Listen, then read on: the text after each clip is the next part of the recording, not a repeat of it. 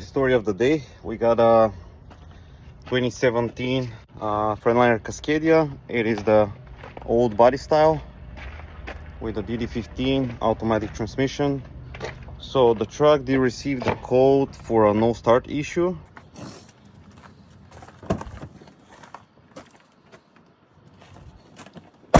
Okay, the problem we have with this truck, its problem is the following. It has a code for a starter motor relay open circuit. Immediately check the code on the dashboard, not even hooking up the computer, and I got that code and I wanted to park in a safe spot and then shut it down, and I was very positive that it's not gonna start, and this was exactly the case. So what we did, of course, I know the batteries were good. For example, jump start the starter to verify that the starter is actually working. So the starter does, we jumped it, the starter actually does work. So next, we checked this particular connector. This is the SAM chassis module.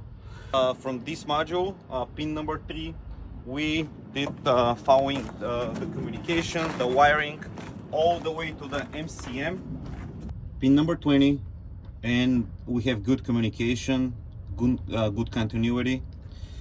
So then we check the continuity and communication from pin 21 of the MCM to the starter, and this was the problem that we had. Already put a bypass wire because this is the easiest way to do it instead of trying to troubleshoot it. This harness is very old. This truck is 2017. You're more likely to make more damages checking the harness. Check first of all your fuses. Start from the basics. We did check the fuses. Everything is good. So I did bypass it on this side. We're about to complete the job, and stay tuned. Let's see if this truck is gonna start now. Okay, so the wire is in, insulation of the harness is in, everything is connected, locked up. As far as the wiring, we just gotta put the covers, fuse box covers, stuff like that. Everything is done. Let's go try to start it. I think it's gonna need a jump because it was ignition on for a long time. Okay, let's take a look. Try it.